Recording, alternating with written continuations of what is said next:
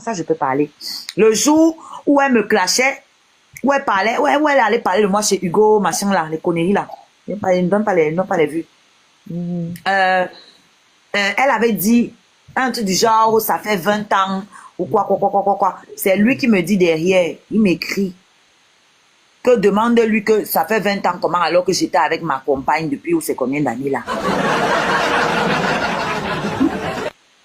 C'est lui qui me donne les balles. Parler de quoi? Ben oui. Eh, toi là, Marie Connery là, tu écris encore tes bêtises là, je te bloque. Hein. Voilà. Toi que je t'ai pas lu, je t'ai lu, j'ai fait ignorer. Bah, tu dis rien. Imbécile. Après, moi, elle dit que lui, on leur parle mal, il ne voit pas les conneries qui viennent écrire sur ton mur. C'est lui qui donne les balles.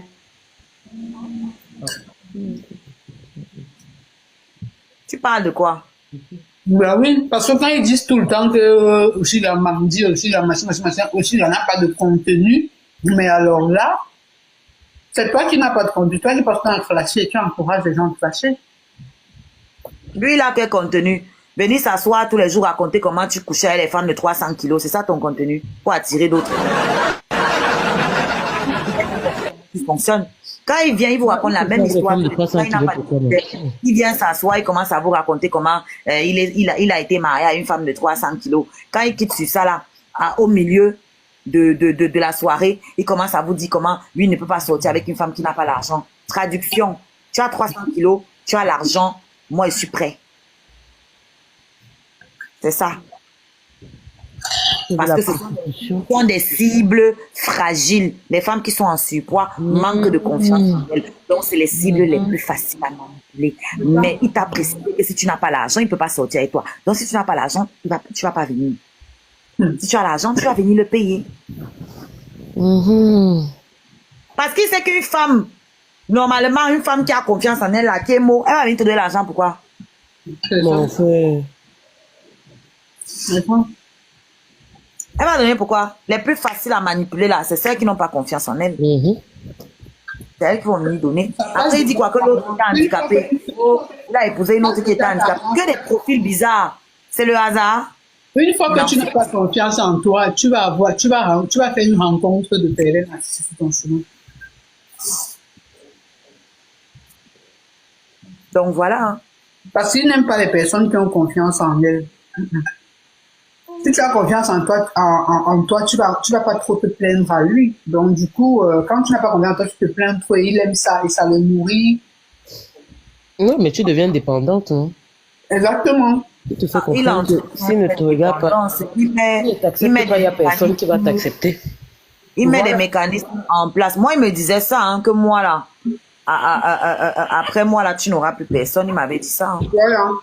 Mais des fois, il se sert même aussi des femmes avec enfants, là. Moi, je vous dis ça. Hein. Genre, quand tu as déjà 2 enfants à la maison, sans homme, on commence à te dire que non, il t'a accepté. Donc, c'est comme si c'est une faveur qu'il te fait. Parce que tu as déjà des enfants. Et il vous dit quoi ici? Qu'il ne sort pas avec les femmes qui n'ont pas d'enfants. Vous ne comprenez pas. Voilà. C'est pourquoi. Il dit souvent ça ici. Et pourquoi quand tu es parti te réconcilier avec Yann, ça lui fait déjà mal? Qui n'a qu'à sucer le courant? Ce n'est que le début. Pourquoi il donc tu peux encore plaire à quelqu'un? Il a dit que tu ne peux plus plaire à quelqu'un. Non? Vraiment, la bipolarité des Africains. Maman. On va partir. On va aller faire un petit shopping. On va aller faire un petit shopping pour toi. Ah ouais, on a le même programme là ce samedi là. Mais moi, c'est pour bébé dans le ventre. Donc les filles. C'était très instructif. Merci beaucoup. Mais j'étais déjà montée même sur ton panel là, il y a un moment, de la part de Marie Abyss. Je t'avais dit, après je t'ai dit, je vais acheter ton truc avant de revenir. Donc j'ai tenu ma promesse, j'ai acheté d'abord l'album. Je confirme. Voilà. Parce que de toute façon, tu maîtrises le lendemain, par exemple, là. Oui, je suis chaud. Non, j'écoute. Non, mais ça me pénètre. Franchement, c'est bien, franchement. Les gars, rendez-vous ce soir à 21h pour le match. On m'a dit de rappeler le match. 21h pour le match. 21h heure de Paris. Parfait.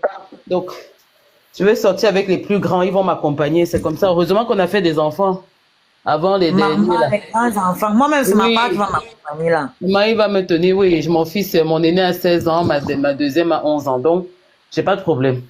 Ils vont Ah, tenir. Chacun on a tient un bras. les mêmes âges, hein. On a les mêmes. Voilà. Chacun tient un bras, on va partir faire les courses. Puis on revient. Un petit peu de shopping pour leur petit frère. Voilà. Donc, merci les filles, c'était très instructif. Merci aussi la star.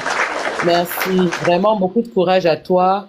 Et puis, j'espère que c'était un moment qui était détente, mais duquel on a sorti beaucoup de leçons. Hein. On a appris ce matin. On a appris ce matin en rigolant, on a passé un bon moment, mais en retenant les choses essentielles de la vie.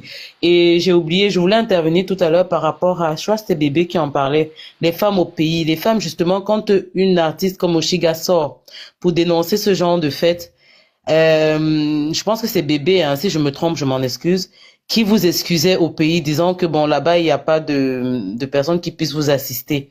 Je suis totalement d'accord avec elle, mais je vais aller en disant que, justement, par rapport au fait qu'il n'y ait pas d'assistance au Cameroun, n'ayez pas peur de partir de là. Je veux dire, quand tu as constaté qu'un homme, il est comme ça, il peut te faire un enfant, mais ne permet pas qu'il t'en fasse 2, 3, 4, 5. Ça veut dire que tu t'enfonces.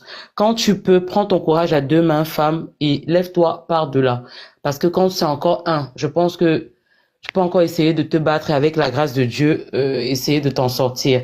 Mais quand il y en a déjà 2, 3, 4, tu es prise au piège, tu ne peux plus rien faire qu'accepter ce qui se passe là. On voit des trucs qui se passent au pays tous les jours, des femmes brûlées, des femmes maltraitées, des femmes... Et ce qui est pire chez nous ici, la maltraitance, même on parle beaucoup plus de psychologique, elle n'est pas la moindre, mais au pays, il y a même la maltraitance physique. Donc, essayons de ne pas avoir honte, de nous lever et de dire non. Ça ne veut pas dire être insoumise. La soumission, pour moi, c'est quelque chose qui se mérite et c'est quelque chose de spontané, de volontaire. Enfin, comment je veux dire ça? Oui, de spontané. C'est pas quelque chose qui se réclame. Une femme soumise à un homme, c'est un homme qui lui donne son respect, sa place de femme, qui, voilà. Et puis, automatiquement, elle lui donnera sa place d'homme, qui la protège. Exactement. Qui la protège et voilà. Voilà, c'est ça. Parce qu'un homme, on dit, nous sommes vos mamans, vos amis, vos amantes et tout ça. Mais vous aussi, vous êtes censés être nos papas. Je sais pas, avec ta fille, tu fais quoi? Tu protèges ta fille. C'est pas, tu la mets pas à la vindicte populaire, je sais pas, c'est pas toi qui va venir sortir tous ces plus gros défauts au vu et au su de tout le monde, j'en sais rien. La manipulation et tout ça, il faut qu'on arrête. Parce que dans les bouches de nos frères ici en Europe, c'est, oh, les femmes sont insoumises, oh, elles veulent pas accepter, elles veulent pas nous donner nos places d'hommes. Mais pourquoi tu veux que je te donne ta place d'homme quand je te paye ton loyer?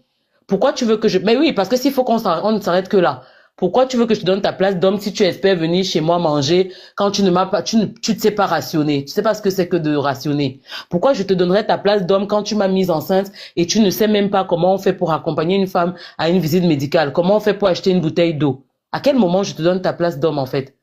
Donc la place d'homme déjà c'est vous-même les hommes qui devez l'arracher, qui devez la prendre. Et ça c'est par les actes, pas par les paroles. Donc voilà, je vais m'arrêter là. Parce que c'est un sujet qui nous concerne un peu tout, hein. On va pas faire comme si...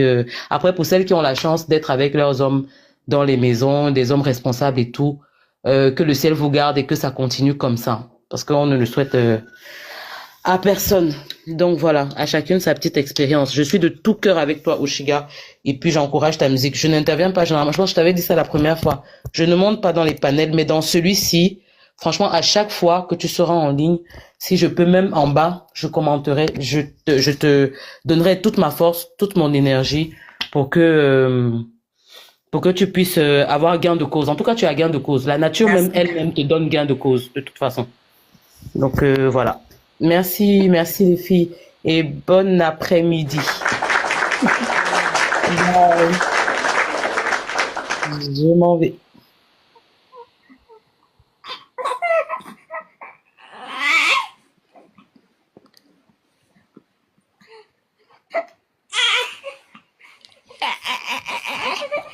Il y a quelqu'un d'autre qui veut parler. Je vais bientôt couper le live. Hein. Je dois aller me préparer. Ok, Oshiga, ok, tu as beaucoup de soutien venant de moi, beaucoup de courage à toi et reste focus sur tes objectifs, reste focus sur ta musique et prends soin de toi et de notre petite princesse. Merci. Ok, bye bye. S'il te plaît, tu Bye. peux me faire descendre aussi. C'est pas trop comment. Attends.